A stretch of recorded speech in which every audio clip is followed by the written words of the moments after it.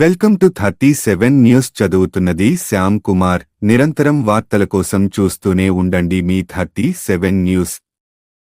మూడోసారి ప్రధానమంత్రిగా ప్రమాణ స్వీకారం చేస్తున్న సందర్భంగా కార్యకర్తలు బాణాసంచ కాల్చి తమ హర్షత రేఖలను వ్యక్తం చేశారు. ఈ కార్యక్రమంలో కూటమి అభ్యర్థులు కూడా పాల్గొన్నారు.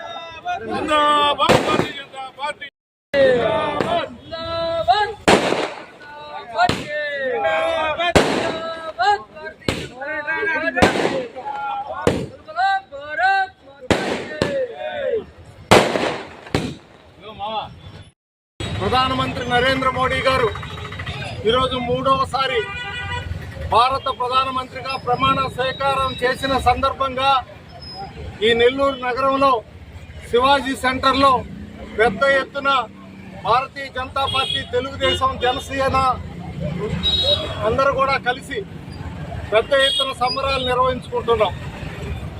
ఈరోజు ప్రధానమంత్రి నరేంద్ర మోడీ గారి సారథ్యంలో మూడవసారి భారత ప్రభుత్వం భారతదేశానికి రానున్న 5 సంవత్సరాల్లో దశ నిర్దేశించి ప్రపంచంలోనే భారతదేశాన్ని అత్యున్నత స్థాయి దేశంగా, అన్ని రంగాల్లో కూడా ప్రముఖమైన దేశంగా భారతదేశాన్ని నిలబెట్టడంలో ప్రధానమంత్రి నరేంద్ర మోడీ గారి సారథ్యంలో ఏర్పడబోతున్న నూతన ప్రభుత్వం పనిచేస్తుందని చెప్పి ప్రగాఢంగా భారతీయులందరికీ కూడా విశ్వాసం, నమ్మకం ఉంది. ప్రధానమంత్రి నరేంద్ర మోడీ గారు 2014లో, 2019లో 2 సార్లు ప్రధానమంత్రిగా భారతదేశంలో గెలిచిన తర్వాత ఈరోజు భారతదేశం ఒక నూతన బరవళ్లతో, ఒక నూతనత్వంతో, జవసత్వాలు కలిగిన భారతీయులతో ఈరోజు భారతదేశం అంతా అభివృద్ధి పదంలో ఈరోజు ముందుకు పోతా ఉంది. నరేంద్ర మోడీ ప్రధానమంత్రి కాకముందు భారతదేశం అనేకమైనటువంటి రంగాలలో, అనేకమైనటువంటి పరిశ్రమలకు సంబంధించి కావచ్చు, అన్నీ కూడా మనం దిగుమతులు చేసుకునే పరిస్థితి భారతదేశంలో ఉండింది. కానీ ప్రధానమంత్రి నరేంద్ర మోడీ భారతదేశాన్ని ఉత్పత్తి రంగంలో ప్రపంచ దేశాలతో పోటీ పడే విధంగా పారిశ్రామిక రంగంగా భారతదేశంలో అభివృద్ధి చేయడమే లక్ష్యంగా ఈరోజు ప్రధానమంత్రి నరేంద్ర మోడీ గారు దృష్టి సారించిన తర్వాత ఈరోజు గుండు సూదు నుంచి రైలు ఇంజిన్ వరకు, దాంతోపాటు యుద్ధ పరికరాల నుంచి అణు బాంబుల వరకు ఈరోజు డైరెక్ట్గా భారతదేశమే తయారు చేసుకోవడమే కాకుండా ప్రపంచ దేశాలకు కూడా ఈరోజు భారతదేశం దగ్గర ఏదైతే రక్షణ సామాగ్రి, రక్షణ సంబంధించిన వస్తువులను కొనుగోలు చేసే స్థితికి ఈరోజు భారతదేశం ఎదగడం జరిగింది. ఈరోజు ప్రపంచంలో భారతదేశం నరేంద్ర మోడీ గారి 3వ సారథ్యంలో అతిపెద్ద ఆర్థిక శక్తిగా, 5వ ఆర్థిక శక్తిగా భారతదేశంలో ఈరోజు ఉంది. 3వ ఆర్థిక శక్తిగా నేను గెలిచిన 3వసారి ప్రమాణ స్వీకారం చేసిన తర్వాత భారతదేశాన్ని 3వ ఆర్థిక శక్తిగా ప్రపంచంలో నిలుపుతానని మోడీ గ్యారంటీ ఇవ్వడమే కాకుండా భారతదేశంలో అన్ని విధాల అభివృద్ధి చెందిన భారతదేశంగా తయారు చేస్తానని చెప్పి నరేంద్ర మోడీ గారు గ్యారంటీ ఇవ్వడం జరిగింది.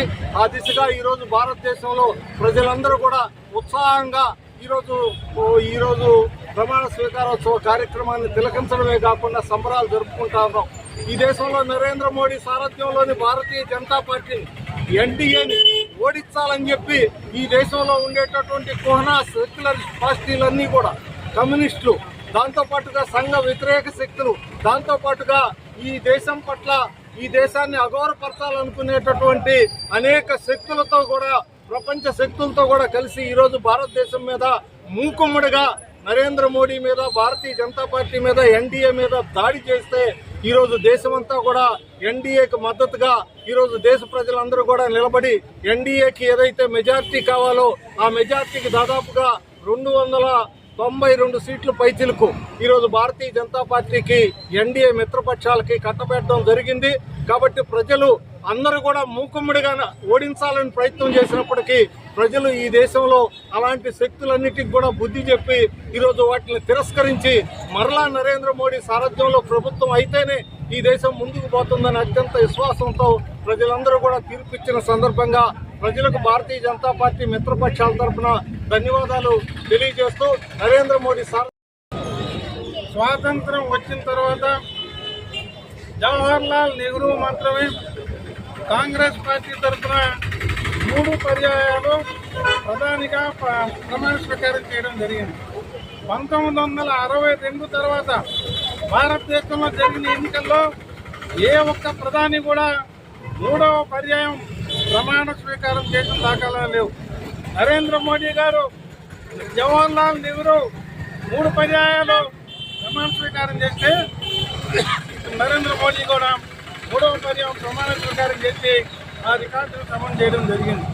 ప్రత్యేకించి భారతదేశంలోనే ఇండియా కూటమే కాకుండా మన చుట్టుపక్కల దేశాల్లో ఉన్న ఉగ్రవాద సంస్థలు ఇండియా కూటమికి పెద్ద ఎత్తున నిధులు సమకూర్చి నరేంద్ర మోడీని 3వ పర్యాయం అధికారంలోకి రాకుండా చేయాలని చెప్పి ఎంతో కృషి చేసినప్పటికీ భారత ప్రజానీకం ఈ యొక్క జాతి పట్ల విశ్వాసం కలిగిన మోడీని, ఈ జాతికి సేవ చేసే మోడీ యొక్క లక్ష్యాన్ని గుర్తించి మరోమారు అధికారంలో ఇవ్వడం జరిగింది. మోడీ 3వ పర్యాయం ప్రధానిగా కావడం వల్ల భారతదేశం మరింత అభివృద్ధి చెందుతుందని చెప్పి ఈ సందర్భంగా తెలియజేస్తూ ఉన్నాం.